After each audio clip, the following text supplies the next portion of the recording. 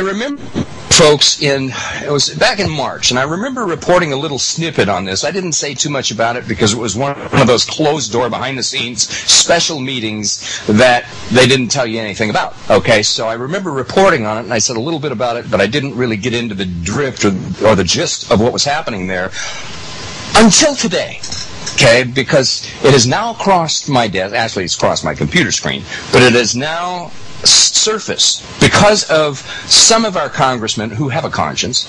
Okay, the ones that have a conscience, that have a heart, that have some semblance of humanity, were so horrified what they saw or what they heard at this particular meeting that the information has now been leaked. And what information am I speaking of? Well, I'm going to share that with you. This is posted by Endglass. Okay, the secret meeting of Congress discusses imminent martial law. And this is by B.A. Brooks. It's the United American Freedom Foundation. When am I speaking? I'm speaking that about a secret closed-door meeting that took place March 13th of this year of the United States House of Representatives in Washington. And I remember reporting on this, folks. I couldn't tell you anything because there was nothing to tell. But it's interesting to note that in the history of the United States, that this secret closed-door meeting was only the 4th time in the history of this country that such a meeting was held by the House of Representatives. Now, when we get back after the break, I'm going to go into a little bit about this meeting, and I'm going to tell you what was revealed. So stick with me. Michael Herzog, The American Awakening, coming to you live from the Midwest. We'll be back in 3. Even though representatives are sworn to secrecy by House Rules number 17, some of the members, probably very few, I might add, were so shocked, so horrified, so furious and concerned about the future of America by what was revealed to them inside the secret meeting. Well, folks, they have started to leak this secret information to independent news agencies around the world. The mass media said almost nothing, which is not a surprise, about the secret meeting of the House, mentioning only one of the items that was being discussed: the new surveillance techniques that are going to be used by the U.S. government to watch all of us, all American citizens. The story was first released in a newspaper out of Brisbane, Australia, curiously enough, revealing the contents of the secret U.S. government meeting and plans for America, including all of its citizens. Yes, folks, us. Shortly thereafter, David J. Meyer from the Last Trumpet Ministries found it, and he made it more available for the world to see. Now, hold on to your seats, folks, because this is what has been revealed about that meeting. Number one, and this is not something, as I go through these with you, some of this is not going to come as any surprise to you, the awakened citizens, okay? But remember now that this is being told to all of the members of Congress, because some of them, obviously, are as dumbed down and mind-numbed as some of our fellow neighbors that are watching Dancing with the Stars and drinking their Pepsi when they get home from work at night. So here's what was revealed. Number one, the imminent, and I don't say possible here, I say the imminent collapse of the United States economy to occur sometime in late 2008. Now, for those of you who listen to Bob Chapman on Tuesdays, or you've talked to Robbie Noel, or you've had any conversations or listened intently to John Stadtmiller's show, or if you go into kitco.com or watch Blue, not a secret to anybody. This has been going on for quite some time, but it's been escalating of late. And then, of course, we have the CDOs, we have the hedge funds, we have the Bear Stearns debacle, we have these members that are these fall guys that are being arrested for it, similar to the Enron scandal. And they're going to turn around and blame somebody for it. But the fact is that, according to this meeting, the imminent collapse of the United States economy to occur sometime in late 2008. All the more reason why Ron Paul should be getting the nomination for the election, because it doesn't make any difference whether it's Obama or McCain. This is what's going to face him. But that being said, okay, the next one is the imminent collapse of the United States government finances sometime around mid-2009.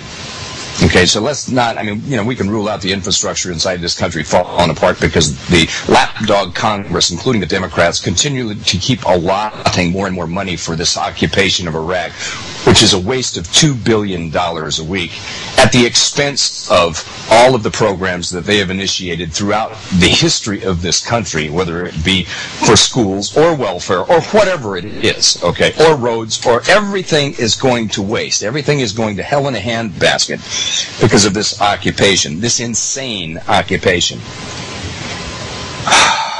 Next one, number 3. The possibility of civil war inside the United States as a result of the collapse. Now, what are they talking about here? They're talking about rioting. Are they talking about food rioting? Well, we could put that on the list of possibilities, as I spoke with you just a few minutes ago about, you know, I wonder, as I looked at this receipt, as I spoke about earlier in the show, where they're sending a warning out right out of a mainstream multi-state grocery store talking about the food that they sold to us, most likely, or is contaminated with these specific dates on it, and to give it back. And one of the things that went through my mind is, what is the average ignorant American doing when they look at this? Do they have a clue what's going on here? And my mind tells me probably not.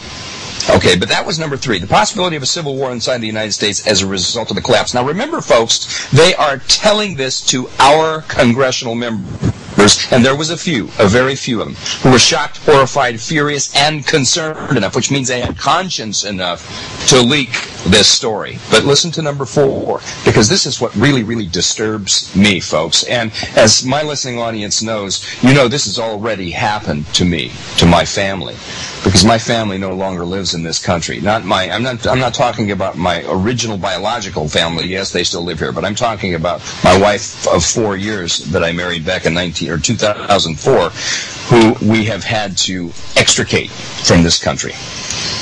But here's one that's very, very serious.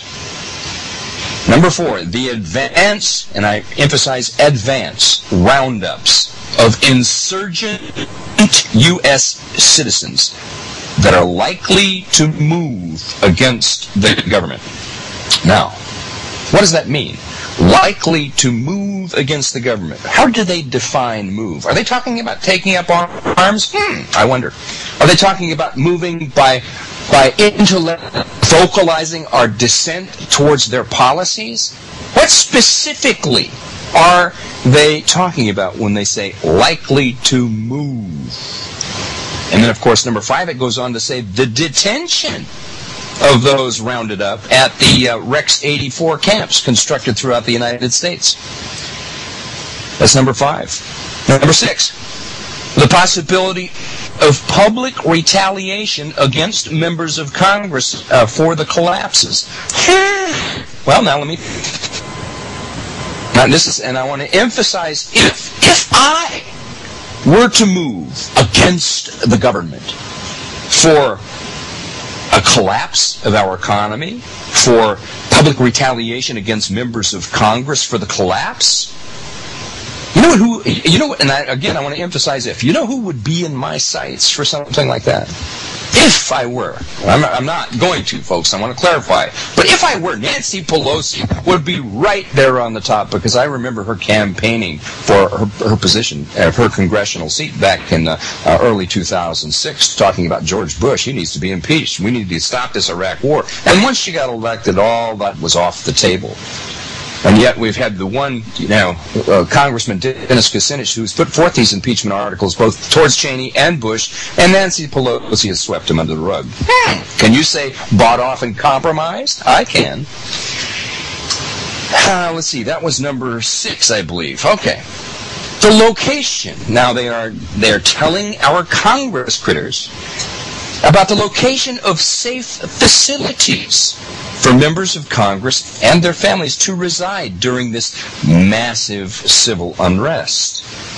So they're giving them a place to go. They're telling them that there's going to be the possibility of public retaliation against members of Congress for the collapses, and they're giving them the location of safe facilities for members of Congress and their families to reside during this massive civil unrest.